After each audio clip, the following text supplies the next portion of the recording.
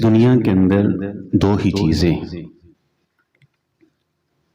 ایک نیکیاں اور دوسرے گناہ۔ تو اس اعتبار سے جمیع کائنات کے انسانوں کی بھی دو ہی قسمیں، ایک نیکی کرنے والے نیکوکار اور دوسرے گناہ کرنے والے گناہگار۔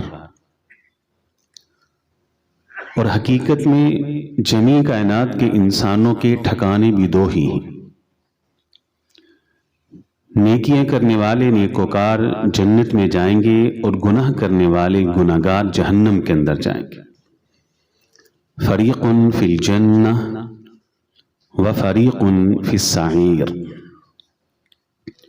آج کی اس ملاقات میں اور اس نشست میں اعمال صالحہ، نیکیاں، ان کے ثمرات، ان کے فوائد دنیا میں، قبر میں اور حشر میں مختصر آپ کے سامنے وہ بیان کرنے کی کوشش کروں گا۔ سب سے پہلے نیکی کی تعریف سمجھ لیں۔ نیکی کس کو کہتے ہیں؟ نیکی وہ نہیں ہے جو میں اپنی مرضی سے کروں، جو آپ اپنی مرضی سے کریں، بلکہ نیکی وہ ہے جو کتاب اللہ کے مطابق ہو، جو رسول اللہ کی سنت کے مطابق ہو علیہ الصلاۃ والسلام۔ ایک دوسرا، نیکی احسان کی بنیاد پہ ہو، احسان کی بنیاد پر کی نیکی کے ثمرات۔ احسان سے مراد کیا ہے؟ نبی علیہ الصلاۃ والسلام سے سوال ہوا اور سوال کرنے والے سید الملائکہ جبریل امین تھے کہ مل احسان، احسان کس کو کہتے؟ آپ علیہ الصلاۃ والسلام نے اس کی وضاحت کی کہ احسان یہ ہے کہ جب تو عبادت کرے، کو نیکی کرے، تو تیرے تصور کے اندر یہ بات موجود ہو کہ میرا مالک مجھ کو دیکھ رہا ہے اور تو اپنے مالک کو دیکھ رہا ہے، یا پھر کم سے کم تیرے تصور کے اندر یہ بات موجود ہو کہ میرا مالک مجھ کو دیکھ رہا ہے۔ احسان کی بنیاد پر جو نیکی کی جاتی اس کے کیا ثمرات؟ چلیے آغاز کرتے ہیں، شروع کرتے ہیں۔ نمبر ایک، احسان کے بنیاد پر جو نیکی کی جاتی ان کا پہلا فائدہ، ان اللہ یحب المحسنین، مالک ایسے لوگوں سے محبت کرتے، اللہ ان لوگوں سے پیار کرتے۔ میں یہ سمجھتا ہوں یہ ایک فائدہ ہی کافی ہے کہ انسان اللہ کا محبوب بن جائے، اللہ کا چہیتا بن جائے، اللہ کا پسندیدہ بن جائے۔ اللہ کی محبت کا معنی جانتے ہیں کیا ہے؟ اللہ کی محبت اللہ کی شایان شان ہے۔ اللہ جب کسی بندے سے محبت کرتے تو پھر سید الملائکہ جبریل کو بلا کر باقاعدہ اس کا نام لیتے، یہ جبریل فلاں بن فلاں، فلاں شہر میں، فلاں علاقے میں، فلاں بستی میں، فلاں گھر میں فلاں نامی شخص ہے، میں اللہ اس سے محبت کرتا ہوں، تو بھی کر۔ جبریل بھی محبت کرتے، جبریل یہ پیغام 7ویں آسمان پہ عام کر دیتے، فلاں نامی شخص اللہ کا محبوب، میں بھی اسے اپنا محبوب بنائے، تم بھی ان سے محبت کرو۔ یہ پیغام 7ویں آسمان سے 6 پہ آتا ہے، 6 سے 5ویں پہ آتا ہے، 5ویں سے 4 پہ آتا ہے، 4 سے 3 پہ آتا ہے، 3 سے 2 پہ آتا ہے، 2 سے 1 پہ آتا ہے، یوں 7 آسمانوں پہ اس انسان کا چرچا یوں ہوتا ہے کہ فلاں نامی شخص اللہ کا محبوب ہے، اور آسمان کے اندر جتنے بھی ملائکہ ہیں سب اس سے محبت کرتے۔ اچھا، یہیں پہ اکتفا نہیں ہے، یہیں پہ بس نہیں ہے، بلکہ مالک اس انسان کی محبت کو آسمان کی بلندیوں سے زمین پہ اتارتے اور زمین پر اس کی محبت کو گاڑ دیتے۔ گاڑنے کا مطلب کیا؟ زمین کی ایک ایک چیز اس سے محبت کرتی، پانی کا ہر قطرہ اس سے محبت کرتا ہے، درخت کا ایک ایک پتا اس سے محبت کرتا ہے، صحرا کی ریت کا ایک ایک ذرہ اس سے محبت کرتا ہے، پہاڑوں کا ایک ایک پتھر اس سے محبت کرتا ہے، جمادات، ہواؤں میں اڑنے والے پرندے، درندے، چرند، حشرات الارض، ایک ایک چیز کے دل کے اندر اللہ اس انسان کی محبت کو پیدا کر دیتے۔ آپ حیران نہ ہو کہ پہاڑ، جمادات، نباتات، یہ جمادات بھی محبت کرتے ہیں۔ ان کی محبت کتاب و سنت سے ثابت ہے، قرآن و حدیث سے ثابت ہے۔ اصح الکتب بعد کتاب اللہ، صحیح البخاری کے اندر حدیث موجود ہے۔ نبی علیہ الصلاۃ والسلام سفر سے تشریف لائے، مدینہ پہنچے تو آپ کی نگاہ پڑتی ہے جبل احد پر۔ جیسے ہی احد پہاڑ کو دیکھا تو آپ نے پتہ کیا کہا؟ آپ نے ارشاد فرمایا، یہ وہ پہاڑ ہے جو ہم سے محبت کرتا ہے اور ہم اس سے محبت کرتے ہیں۔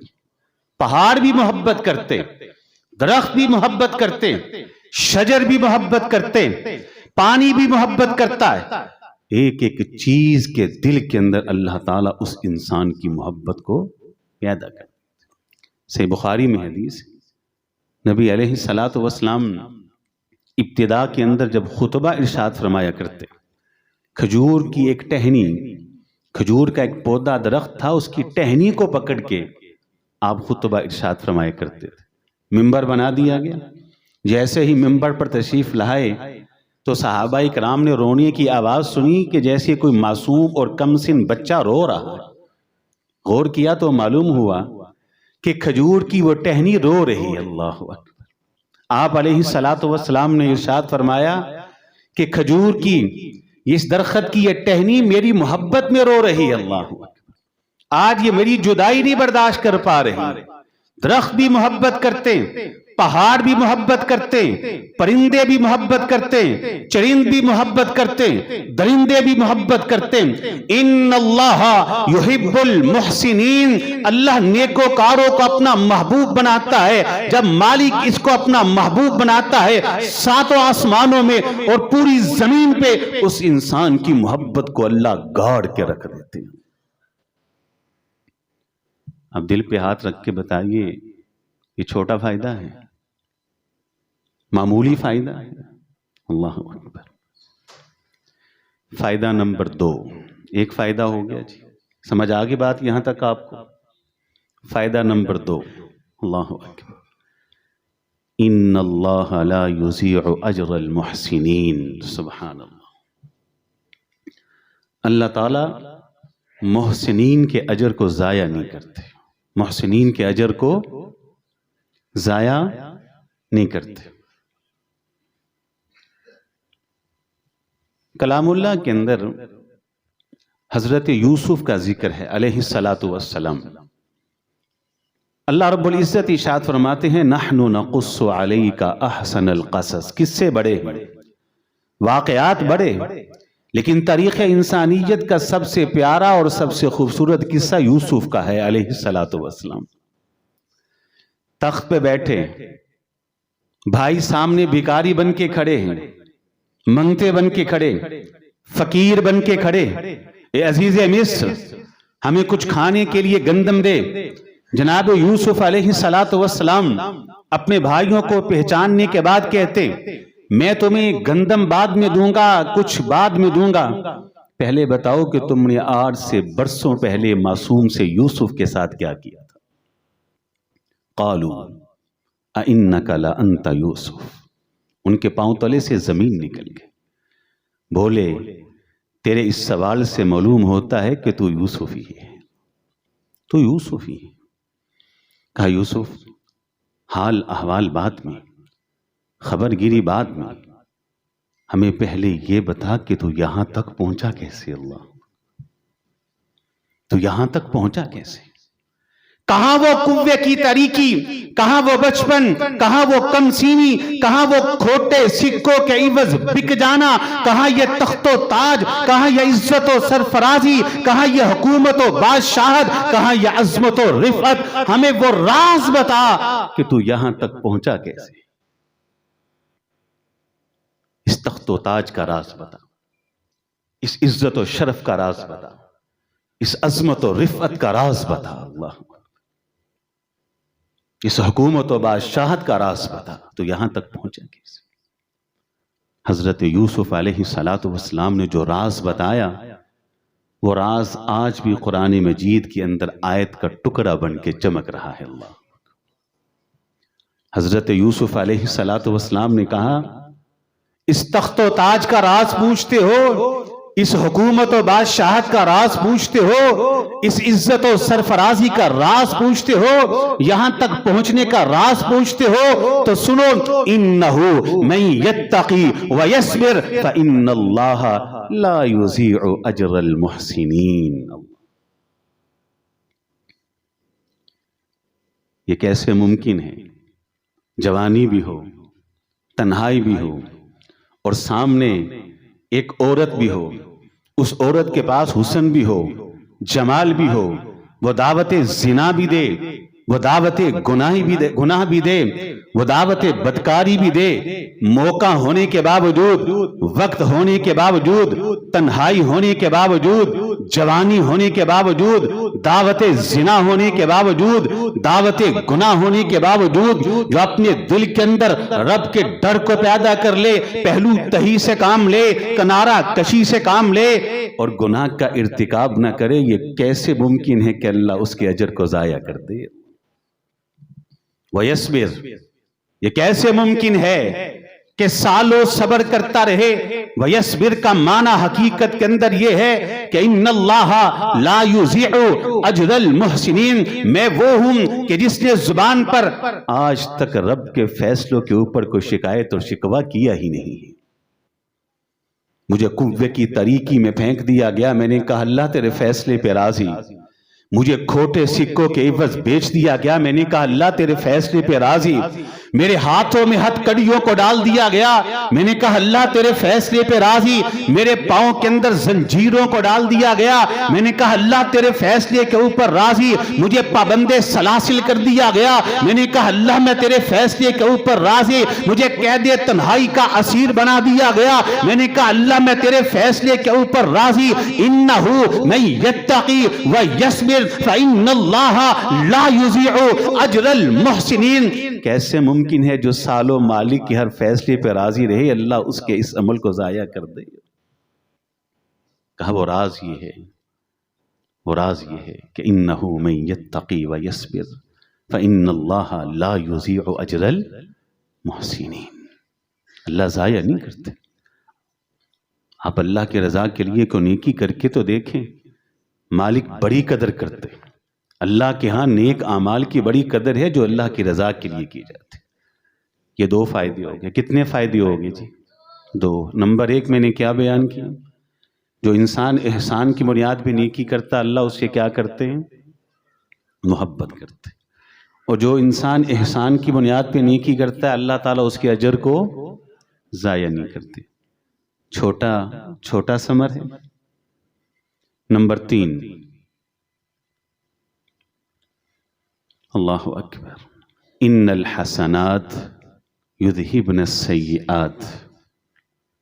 نیکیوں کا تیسرا بڑا فائدہ یہ ہے کہ جو انسان نیک اعمال کرتا رہتا ہے، ان نیک اعمال کی برکت سے اللہ تعالیٰ اس کے گناہوں کو معاف کرتے رہتے ہیں۔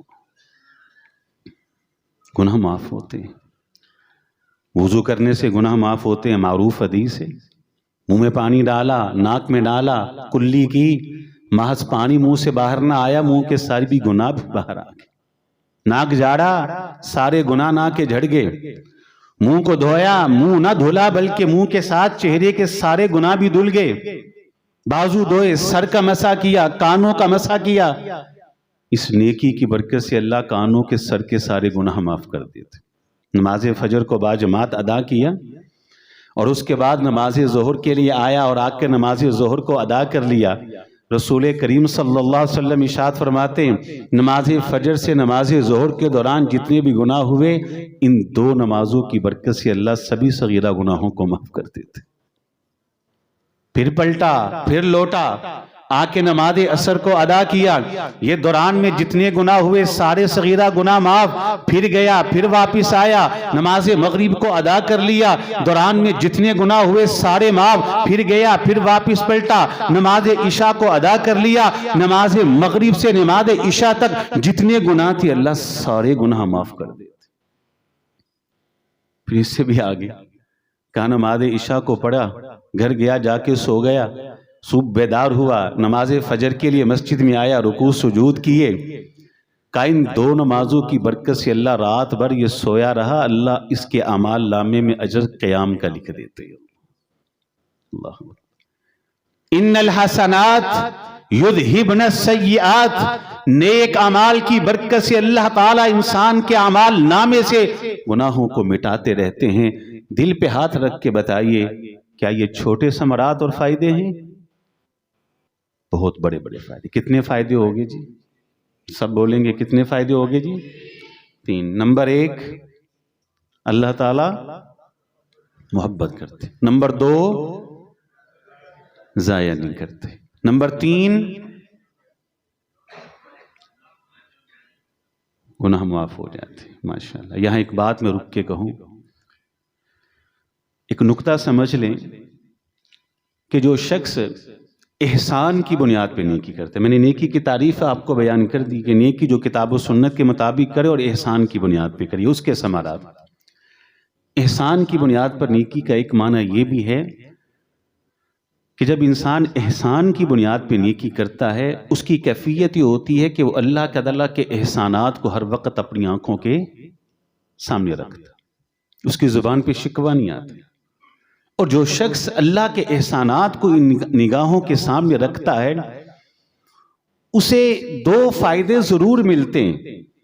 ایک فائدہ اس کو یہ ملتا ہے کہ وہ گناہ سے بچتا ہے، اور دوسرا فائدہ اس کو یہ ملتا ہے کہ وہ نیکی کرتا ہے۔ جیسے حضرت یوسف علیہ السلام، جب عزیز مصر کی بیوی نے دعوت گناہ دی تو حضرت یوسف نے کیا جواب دیا تھا؟ کسی بھائی کو پتا ہے کیا جواب دیا تھا؟ حضرت یوسف علیہ السلام نے اس بی بی سے کہا تھا، بی بی اللہ کے احسانات کو یاد کیا تھا، اللہ کے احسان کو یاد کیا۔ بی بی یہ گناہ نہیں ہو سکتا، اور پتہ ہے کیوں نہیں ہو سکتا؟ انہو ربی احسن مثوائی، انہو ربی احسن مثوائی، میں وہ ہوں کہ جس کے بھائیوں نے کوے کے اندر پھینک دیا، کوے کے اندھیروں میں پھینک دیا، اس کی تاریکی میں پھینک دیا، موت کے منہ کے اندر پھینک دیا، اور جس رب کی تدبیروں سے مجھے کوے سے نکالا، جس کی حکمتوں نے مجھے موت کے منہ سے نکالا، تاریکیوں سے نکالا، اور رہنے کے لیے محل جیسی جگہ عطا کی، مجھ کو زیب نہیں دیتا میں اس رب کی نافرمانی کروں۔ میرے بھائی تو مجھے کوے میں پھینک گئے تھے، وہ تو موت کے منہ میں دھکیل گئے تھے، وہ تو تاریکیوں کے سپرد اور حوالے کر گئے تھے۔ انہو ربی احسن مثوائی، کس کی تدبیروں نے مجھے کوے سے نکالا، کس کی حکمتوں نے مجھے موت کے منہ سے بچایا، کس کی تدبیروں نے مجھے کوے سے نکال کر رہنے کے لیے محل جیسی جگہ دی، مجھ کو زیب نہیں دیتا میں اب اس رب کی نافرمانی کروں۔ یہ فائدہ ہے احسان کی بنیاد پر نیکی جب انسان کرتا۔ فائدہ نمبر 4، یہ بھی بہت بڑا فائدہ ہے۔ چوتھا فائدہ یہ ہے نیکیاں، چوتھا ثمر یہ ہے، اللہ اکبر، انسان کی مصیبتیں پریشانیاں اللہ ٹال دیتے ہیں۔ نیکیوں کی برکات سے کیا ہوتا ہے؟ مصیبتیں، مشکلات حل ہوتی ہیں، تکلیفیں رفع ہوتی ہیں، پریشانیاں بھاگ جاتی ہیں، وہاں سے راستے ہموار ہوتے ہیں جہاں سے انسان کا تصور بھی نہیں ہوتا، انسان کے وہم و گمان میں بھی نہیں ہوتا۔ ان نیکیوں میں اتنی طاقت اور قوت ہے کہ وہاں سے راستہ بنتا ہے جہاں سے انسان کا تصور بھی نہیں ہوتا۔ معروف حدیث، 3 تھے، کسی جنگل کسی بیابان سے گزر رہے تھے، آندھی نے ان کو گھیرا، طوفان نے آ لیا، غار میں چھپے، ٹنوں وزنی چٹان غار کے منہ کے دھانے کے سامنے آ کر منہ کو بند کر دیتی، اب بتلائیے وہ تینوں کے تینوں تو موت کے منہ میں چلے گئے، بڑی دردناک موت ان کی نگاہوں کے سامنے، بڑا بھیانک انجام ان کے سامنے، لیکن بتلائیے کہ اس غار کے اندھیرے کے اندر اس بھیانک اور خوفناک منظر میں ان تینوں کو بچایا تو کس نے بچایا تھا؟ مالک نے۔ اور مالک کے سامنے انہوں نے رکھا تو اپنے نیک اعمال کو رکھا تھا۔ ایک نے اپنی پاک دامنی کا وسیلہ دیا، اللہ میں گناہ پہ قدرت رکھتا تھا، چچا کی بیٹی سے محبت بھی تھی، وہ بے بس بھی تھی، میرے سامنے لاچار بھی تھی، گناہ کا موقع بھی تھا، اس نے کہا اتق اللہ، اللہ سے ڈر۔ اے مالک اس روز اگر میں نے گناہ سے پہلو تہی سے کام لیا تھا تو تیرے ڈر کی وجہ سے لیا تھا۔ ایک نے اپنی امانت داری کا وسیلہ دیا، اللہ سارا ریوڑ لے گیا تھا، دے کے تو کچھ گیا تھا، میں نے اس کے کچھ مال سے بہت کاروبار کیا، ریوڑ بن گیا، جب وہ پلٹا تو میں نے سارے کا سارا ریوڑ اس کو دے دیا، وہ لے کے چلتا بنا تیری رضا کے لیے تھا۔ پتھر سرکتا رہا۔ تیسرے نے ماں باپ کی خدمت کا وسیلہ دیا تو بتلائیے راستہ بنا کہ نہیں بنا؟ تینوں نکلے کہ نہیں نکلے؟ نیکیوں کا بہت بڑا فائدہ یہ ہے کہ مصیبتیں حل ہوتی ہیں، وہاں سے راستے ہموار ہوتے ہیں، وہاں سے رستے نکلتے ہیں جہاں سے انسان کا وہم و گمان بھی نہیں ہوتا، کوئی کرین نہیں ہے، کوئی ذریعہ نہیں ہے۔ وہاں کس طاقت اور قوت نے انہیں راستہ دیا؟ وہ نیک اعمال کی طاقت تھی، وہ نیکیوں کی قوت تھی، اور اس کا وسیلہ تھا کہ جس نے ان کے لیے راستے کو ہموار کر دیا۔ یہ چوتھا فائدہ ہے، دل پہ ہاتھ رکھ کے بتائیے چھوٹا فائدہ ہے؟ بہت بڑا فائدہ۔ نمبر 5 میں مختصر آپ کے سامنے بیان کر رہا ہوں، وقت کم ہے۔ نمبر 5 نمبر کتنے ہو گئے فائدے جی؟ 4۔ نمبر 1 شروع سے ذرا چلیں۔ اللہ تعالیٰ کیا کرتے ہیں؟ محبت کرتے ہیں۔ نمبر 2 اللہ اجر کو ضائع نہیں کرتے۔ نمبر 3 نیکیوں سے گناہ معاف ہوتے ہیں۔ نمبر 4 نیکیاں کرنے سے مصیبتیں ٹلتی ہیں، حل ہوتی ہیں، رفع ہوتی ہیں۔ نمبر 5 اللہ اکبر، نمبر 5 سبحان اللہ سبحان اللہ۔ یہ جو انسانی جسم ہے، یہ جو انسانی جسم اور وجود ہے، یہ جو انسانی جسم اور وجود ہے، اللہ کی قسم اٹھا کے کہتا ہوں دنیا کے کسی پھل کے اندر، کسی فروٹ کے اندر، کسی خوراک کے اندر، کسی کیپسول کے اندر، دنیا کی کسی چیز کے اندر اس انسانی جسم کے لیے وہ طاقت، وہ قوت، وہ انرجی، وہ توانائی نہیں ہے جو انسانی جسم کے لیے طاقتیں، قوتیں اللہ تعالیٰ نے نیکی کے اندر رکھی ہیں۔ نیکی کرنے سے جو انسانی جسم اور وجود کو طاقتیں ملتی ہیں، اعمال صالحہ سے جو روحانی طور پر مضبوطیاں ملتی ہیں، قوتیں ملتی ہیں، توانائیاں ملتی ہیں، وہ دنیا کے کسی پھل کے اندر نہیں، کسی فروٹ کے اندر نہیں، کسی سبزی کے اندر نہیں، کسی کیپسول کے اندر نہیں، کسی دوائی اور میڈیسن کے اندر نہیں۔ جو طاقتیں، قوتیں انسانی جسم کے لیے اللہ رب العزت نے نیکیوں کے اندر رکھی۔ اعمال صالحہ میں بڑی قوتیں ہیں، آپ کو اندازہ نہیں۔ آپ پریکٹیکل کر کے دیکھیں، آج کل تو ویسے بھی نیکیوں کا موسم بہار ہے، آپ پریکٹیکل کر کے دیکھ لیں، چیک کر لیں۔ کسی روز رات ہو تو عشاء کی نماز کے بعد آپ گپے لگائیں دوستوں کے ساتھ مجلس میں، اور گپے لگاتے لگاتے ایک وقت آئے گا آپ کی آنکھیں تھک جائیں گی، بھی نیند آ رہی ہے، وجود تھک جائے گا، آرام کا کہے گا۔ اگلے ہی روز آپ ہی ہیں، رات ہی ہے، آپ آ جائیے، دوستوں کو خیر آباد کہہ دیجئے، مجلس سے برخاست کر دیجئے، تنہائی میں آئیں، کچھ بھی کر لیں، چاہے قرآن کی تلاوت کا آغاز کر دیں، چاہے قیام میں چلے جائیے، اللہ کی قسم اٹھا کے کہتا ہوں، بیدار آپ کل بھی تھے، وجود تھک رہا تھا، بے چین تھے، بے قرار تھے، بیدار آج بھی ہیں، آج اللہ کی عبادت میں مصروف اور مشغول ہیں۔ جیسے ہی آپ نیک اعمال کو اور نیکی کو کرنا شروع ہوں گے، رزلٹ فوراً سے پہلے آپ کے سامنے آ جائے گا، آپ کے وجود میں توانائیاں آئیں گی، روحانی قوتیں ملیں گی، اور آپ کی کیفیت یہ ہوگی کہ نہ رات ختم ہونے کو آئے نہ میرے سجدے ختم ہونے کو آئے۔ اللہ، میں سچ کہتا ہوں، پریکٹیکل کر کے دیکھیں، جب احسان کی بنیاد پر آپ نیکی کریں گے تو پھر کیفیت یہ ہوگی کہ جیسے ہی آپ قیام کی حالت میں جائیں گے، خدا کی قسم آپ کا من چاہے گا کہ میں ساری زندگی قیام میں گزار دوں، مجھے یوں ہی موت آ جائے۔ جیسے ہی اپنی کمر کو رکوع کی حالت میں خم کریں گے، آپ کی کیفیت یہ ہوگی کہ اسی حالت میں عمر بھر رہوں اور زبان اللہ کی عظمت اور اللہ کی تسبیح کے گیت گاتی رہے، سبحان ربی العظیم، اور مجھ کو موت آ جائے، ذرا اور جھکیں گے، سجدے میں جائیں گے، ناک ماتھے کو اللہ کے سامنے رگڑیں گے، زبان پہ سبحان ربی الاعلی یہ تسبیح کی گیت ہوں گے، آپ کی کیفیت ہوگی کہ ساری زندگی سجدے میں گزار دوں، مجھے یوں ہی موت آ جائے، یہی موت آ جائے۔ کر کے تو دیکھ، لیکن ہو احسان کی بنیاد پر۔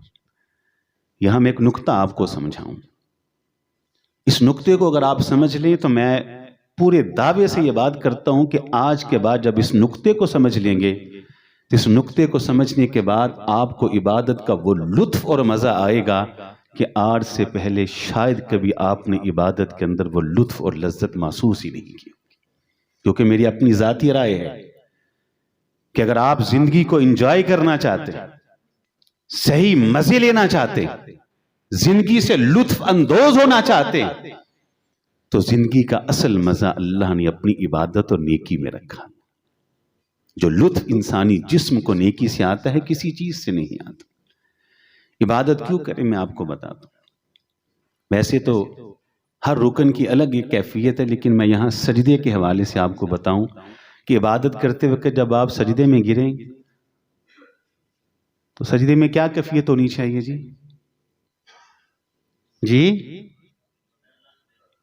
اللہ ہم کو دے، وہ تو سن لیا، لیکن سجدے میں جو کیفیت آج کے بعد آپ کی ہو نا، وہ پتہ کیا ہو؟ وہ صرف یہ نہ ہو کہ اللہ مجھ کو دیکھ رہا ہے یا میں اللہ کو دیکھ رہا ہوں، بلکہ کیفیت یہ ہو کہ کتاب و سنت اور قرآن و حدیث میں اللہ تعالیٰ کی صفات تفصیل سے بیان ہوئی۔ مالک کے ہاتھ ہیں، بیادک الخیر، وہ اس کی شایان شان ہے، کیسے ہیں؟ اس کے دونوں ہاتھ دائیں، حدیث میں اس کا ذکر۔ آپ اللہ کا چہرہ بھی ہے، وَيَبْقَى وَجْهُ رَبِّكَ ذُو الْجَلَالِ وَالْإِكْرَامِ وُجُوهٌ يَوْمَئِذٍ نَاظِرَةٌ إِلَىٰ رَبِّهَا نَاظِرَةٌ۔ اللہ تعالیٰ کے قدم بھی ہیں، اللہ کے قدم بھی ہیں۔ یہ زمین سے آسمان کا جتنا خلا ہے، یہ 500 سال کی مسافت ہے۔ پھر پہلا آسمان ہے، پھر دوسرا، پھر تیسرا، پھر چوتھا، پھر پانچواں، چھٹا اور پھر ساتواں۔ ساتوں آسمانوں کے اوپر کرسی ہے، کیا ہے؟ وسع کرسیہ السماوات والارض۔ کرسی اللہ تعالیٰ کے دونوں قدموں کے رکھنے کی جگہ ہے، اس کے اوپر عرش ہے، سب سے بڑی مخلوق اللہ کی عرش ہے، عرش کے اوپر اللہ تعالیٰ مستوی ہیں، اللہ سے اوپر کچھ نہیں۔ کیفیت اللہ بہتر جانتے، ہم کو کیفیت نہیں۔ وہ حدیث میں آتا ہے قیامت کے دن جہنم کو بھرا جائے گا، حل امتلاتی بھر گئی، فتقول حل من مزید، کہے گی نہیں اللہ اور ابھی پیٹ نہیں بھرا، اور آخر میں اللہ تعالیٰ اپنے قدم ڈالیں گے۔ اللہ کے قدم ہیں، اللہ کے کیا ہیں؟ قدم ہیں، جو اس کی شایان شان ہے۔ ہمیں کیفیت کا نہیں پتا۔ آج کے بعد جب بھی سجدہ کرے تو کیفیت یہ ہو کہ میں اللہ کے قدموں میں گرا ہوا ہوں۔ کہاں گرا ہوں؟ اللہ کے قدموں میں سجدہ کر رہا ہوں، لطف آ جائے گا، مزے ہی اور ہوگی۔ اللہ کے قدموں میں گر کے اللہ کے سامنے گریہ زاری کر رہا ہوں۔ تو انسانی جسم کے لیے جو لذتیں اللہ نے اپنی عبادت کے اندر رکھی ہیں، نیکی میں رکھی ہیں، کسی اور چیز میں نہیں رکھی۔ تصویر کا دوسرا رخ بھی بیان کر دوں، بے چینیاں، بے قراریاں بہت ہیں۔ کوئی کہتا ہے میں فلاں مرض میں مبتلا ہوں، فلاں بیماری میں مبتلا ہوں، فلاں پریشانی کے اندر مبتلا ہوں، لکھ کے لے جائیے دنیا کی کسی بیماری کے اندر، کسی مرض کے اندر، کسی تکلیف کے اندر، کسی پریشانی کے اندر، کسی مصیبت کے اندر وہ درد نہیں ہے، وہ تکلیف نہیں ہے، وہ بے چینی نہیں ہے، وہ بے سکونی نہیں ہے، وہ اضطرار نہیں ہے، جو بے چینی، جو بے قراری، جو بے سکونی گناہ کے اندر ہے۔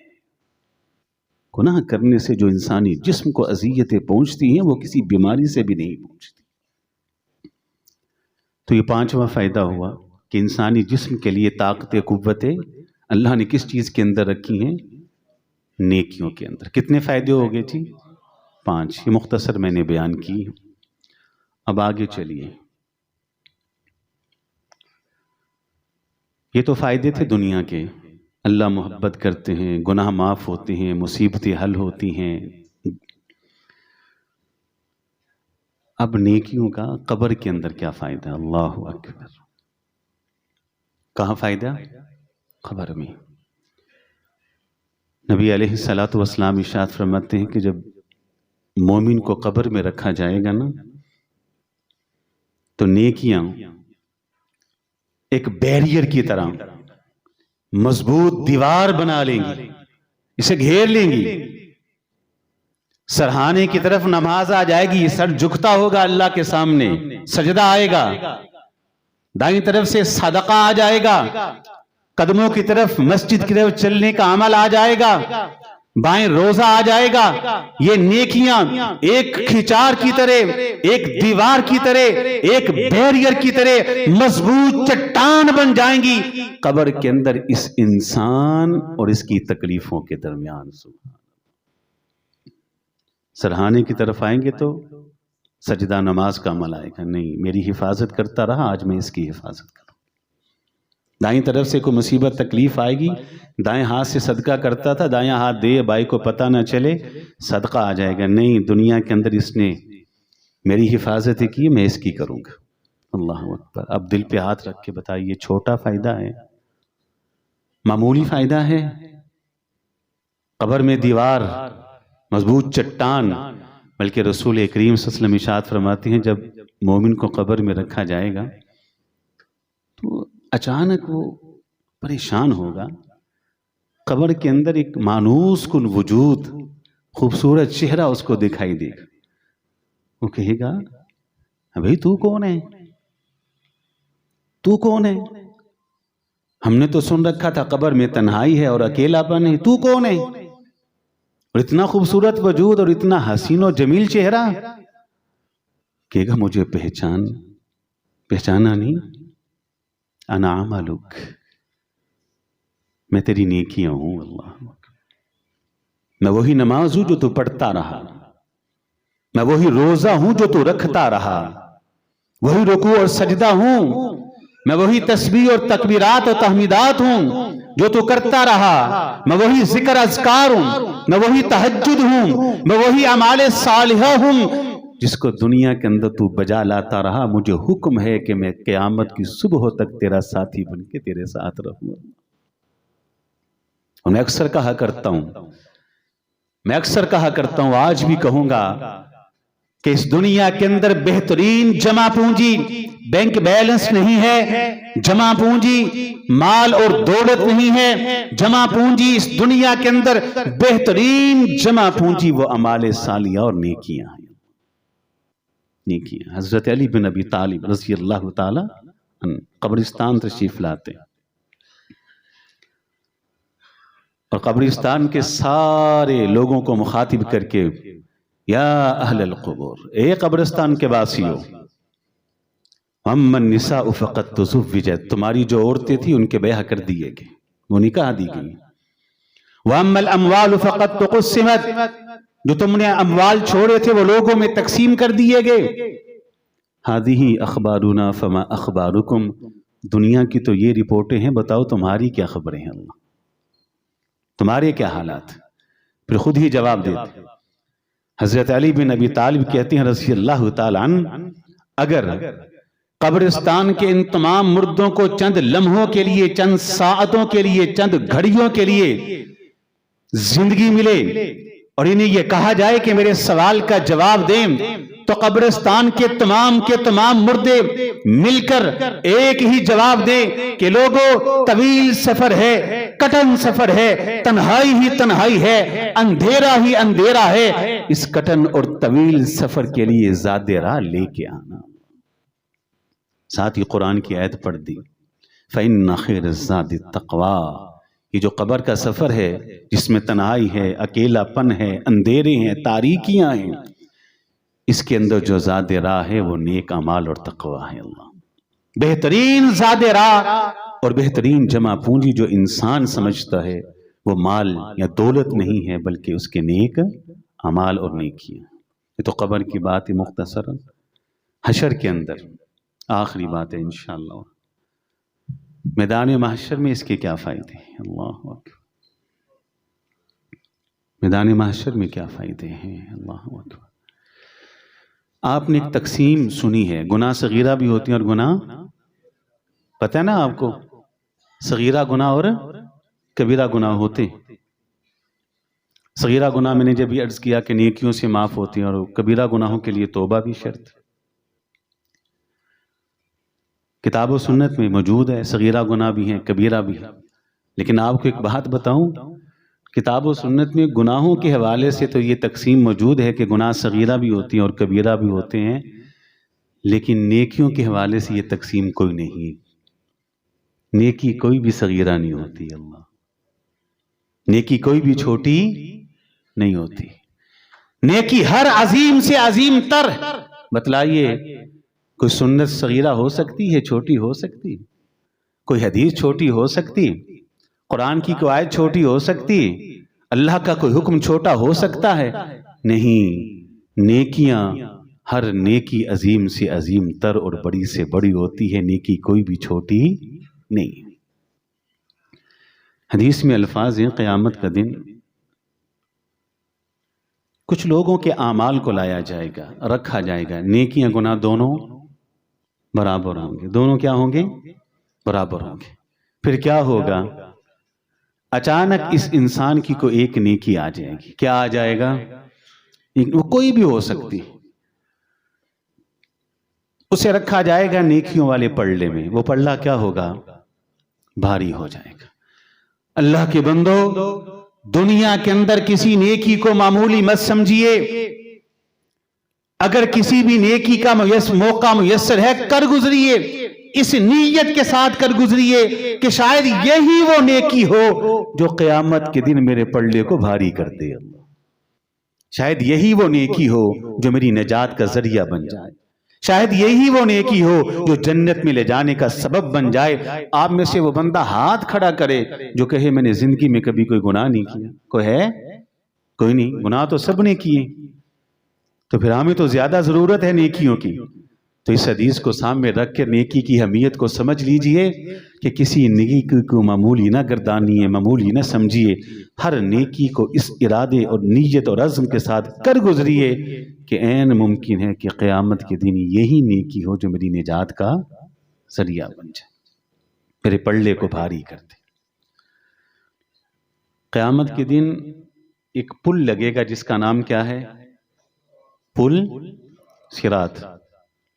عام طور پہ یہ تصور ہے کہ یہ پل دنیا کے پل کی طرح ہوگا، چڑھے اتر گئے۔ ایسا نہیں ہے، ایسا نہیں ہے، بلکہ صراط کا پل جو ہے اس کی اپنی ایک ہولناکی ہے، اپنا ایک منظر ہے۔ اللہ تعالیٰ ہم سب کو اس سے محفوظ فرمائے، باحفاظت گزرنے کا اللہ ذریعہ بنا دے۔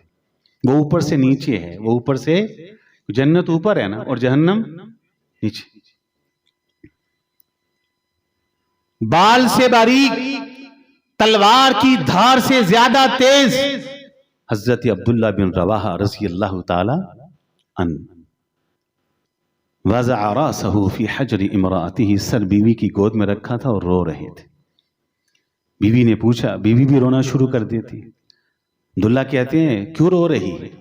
بیوی کہتی ہے سبب آپ بتائیں گے، میں نے تو آپ کو روتا ہوا دیکھا تو میں نے بھی رونا شروع کر دیا، آپ بتائیں آپ کیوں روئے؟ حضرت عبداللہ بن رواحہ رضی اللہ تعالی عنہ نے جواب دیا، مجھے تو قرآن مجید کی ایک آیت کے چھوٹے سے ٹکڑے نے، چند الفاظ نے رولایا۔ وہ الفاظ کیا ہیں؟ وَإِن مِّنكُمْ إِلَّا وَارِدُهَا وَإِن مِّنكُمْ إِلَّا وَارِدُهَا وَإِن مِّنكُمْ إِلَّا وَارِدُهَا۔ عبداللہ بن رواحہ رضی اللہ تعالیٰ عنہ کہتے ہیں، اللہ فرماتے ہیں وَإِن مِّنكُمْ إِلَّا وَارِدُهَا، جب پل صراط کو رکھا جائے گا، صراط کے پل کو جہنم کے اوپر رکھا جائے گا اور اسے کراس کیا جائے گا، وَإِن مِّنكُمْ إِلَّا وَارِدُهَا، کوئی نبی ایسا نہیں ہے، کوئی رسول ایسا نہیں ہے، کوئی پیغمبر ایسا نہیں ہے، کوئی صدیق ایسا نہیں ہے، کوئی شہید ایسا نہیں ہے، کوئی عالم ایسا نہیں ہے، کوئی فقیہ ایسا نہیں ہے، کوئی امام ایسا نہیں ہے، کوئی ولی ایسا نہیں ہے، کوئی دیندار ایسا نہیں ہے، کوئی عابد اور زاہد ایسا نہیں ہے، کوئی متقی ایسا نہیں ہے، اور جس نے بھی جنت میں جانا ہے صراط کے پل سے گزر کے جانا ہے۔ عبداللہ کہتے ہیں میں رو پڑا، پتہ نہیں عبداللہ کا وہاں کیا بنے گا رضی اللہ تعالیٰ۔ نبی علیہ الصلوۃ والسلام ارشاد فرماتے ہیں صراط کا پل لگے گا، اللہ اکبر، آخری بات ہے، دیکھیے کتنا بڑا ثمر اور فائدہ ہے۔ کچھ لوگ آئیں گے برق رفتاری سے پلک جھپکتے ہی صراط کے پل کو کراس کر لیں گے۔ اب پلک جھپکنے میں کتنا کو ٹائم لگتا ہے، گویا کہ وہ ادھر تھے ہی نہیں، وہ تھے ہی ادھر، ایسی رفتار۔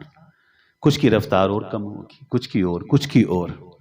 اچھا جن کی رفتار بہت کم ہوگی نا، وہ اللہ سے پوچھیں گے مالک وہ جو پہلے گزرے تھے وہ تو پلک جھپکتے گزر گئے، بڑی رفتار تھی ان کی، اور ہمیں روک دیا گیا اور اذیتوں کے ساتھ گزر رہے ہیں۔ تو ان کو جواب ملے گا جو پلک جھپکتے گزر گئے ہیں، برق رفتاری سے گزر گئے ہیں، آج ان کی رفتار میں تیزی آئی ہے تو ان کی نیکیوں کی وجہ سے آئی ہے۔ وہ دنیا کے اندر بھی اسی رفتار سے نیکی کرتے تھے، آج اللہ نے اسی رفتار سے ان کو صراط کے پل سے کراس کر دیا۔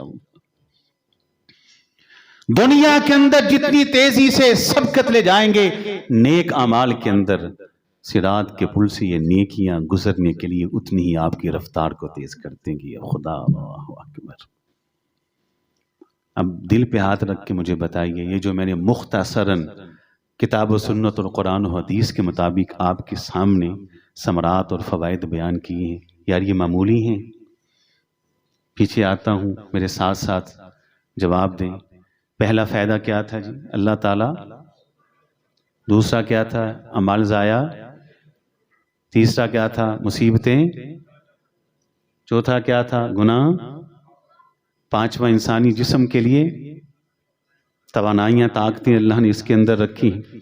قبر میں یہ انسان کے لیے ایک بیریئر، دیوار بن جائیں گے، ایک مانوس کون وجود بن جائیں گے، اور قیامت کے دن یہ نیکیاں، کوئی ایک نیکی بھی ایسی ہو جو انسان کی نجات کا ذریعہ بن جائے گی اور صراط کے پل سے رفتار کو تیز کرنے کا سبب بن جائیں گی۔ بتلائیے کچھ چھوٹے فائدے ہیں، معمولی فائدے۔ میں اللہ تعالیٰ سے اس دعا کے ساتھ اپنی بات کو ختم اور مکمل کرتا ہوں کہ مالک تیرے اس گنہگار بندے نے جو باتیں کی وہ آپ کی توفیق اور آپ کی مدد سے کی، اس میں جو حق ہے، جو سچ ہے، سمجھ کے عمل کی توفیق عطا فرما، اور جو غلطی اور کوتاہی ہے درگزر کرتے ہوئے اصلاح کی توفیق عطا فرما۔ وآخر دعوانا ان الحمد للہ رب العالمین۔